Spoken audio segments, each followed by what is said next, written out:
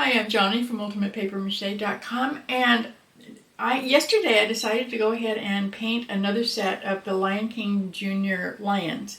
I made some before, and you can see what they look like right here. And I gave that set away to our local community theater, but I never actually showed you how I painted them. I don't know why. People have asked me about painting them, and I for some reason I just hadn't turned on the camera when I did it, so I decided to go ahead and do it again. It took me about 3 hours because I painted all 4 of them at the same time. I wanted them to look like they belong together, like part of the family. But I did put the base coat on the day before so that I was painting over dry paint. And let me show you how I did it. I think they came out pretty nice. The base coat is just a mixture of raw sienna, Naples yellow, and white. Any nice warm kind of yellowish tan would work just fine. I also painted the caps and the back of the heads with black, and I do that just so that they'll disappear on stage. When the base coat was dry, I used some craft paint that I just happened to have. It's called Apple Barrel King's Gold. It's really bright and I really like it, and so that's what I use for the eyes.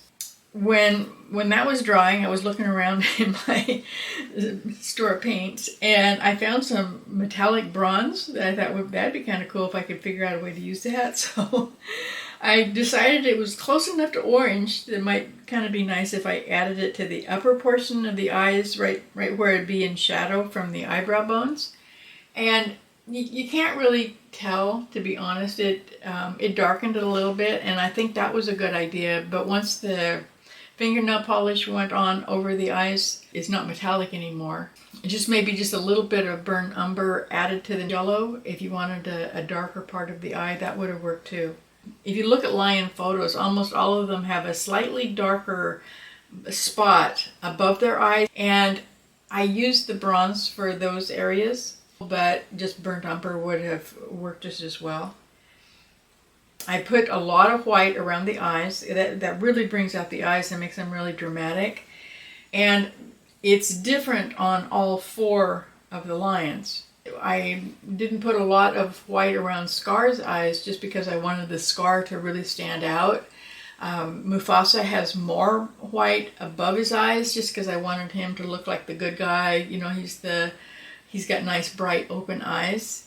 There's more white between the eyes on baby Simba. There's also a lot of white on their muzzles. There's a little bit of white on their ears. I put white around the outside edge of their cheeks, and their chins are all white, and a little bit above their nose. Now I mixed up some just plain burnt umber and water, and a tiny bit of the Naples yellow just to warm it up just a little bit.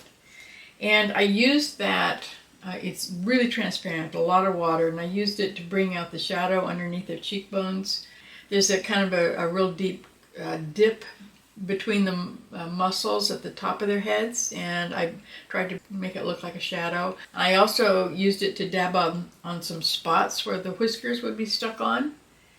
I really wanted to paint the black lines on camera too, because that's the most dramatic part of the whole design.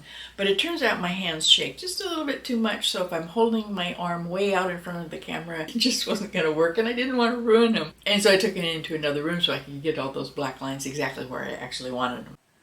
You see that I tried to keep the eyes on Mufasa nice and bright, big, open expression, because he's a nice guy. The black and white around Scar's eyes had to be very different from Mufasa's. The really important part of his character is the scar. It looks really painful, and I think that worked, the black and white, especially since part of it goes over the black stripe around his eyes. I think that really makes it come out.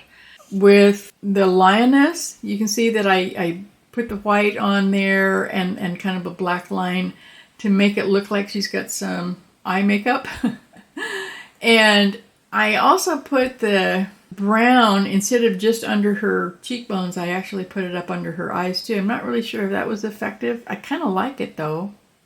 She doesn't have the stripe down like on the edge of her muscle the way the 2 male lions have. Her shapes are different, obviously, than the males. And of course she's not going to have a mane, but I still wanted her to look very different from the two males.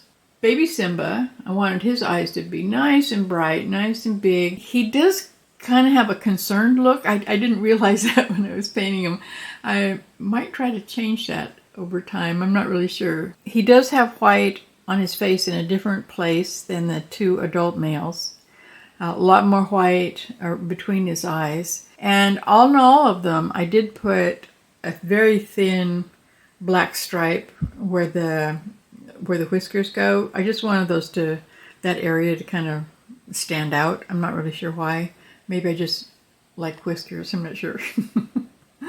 So these are all done. They're all painted. I've sprayed them with a clear varnish. I did that outside. We don't do spray paint in the house. And I also put some fingernail polish on those eyes. Really brings out the shine.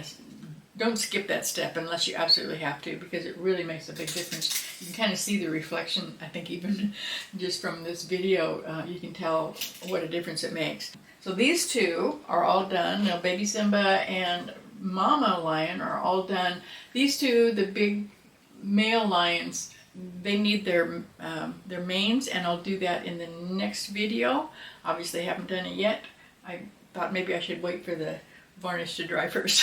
So watch for it. That'll come up next. And in the meantime, come visit me, ultimatepapermache.com. I'll see you there.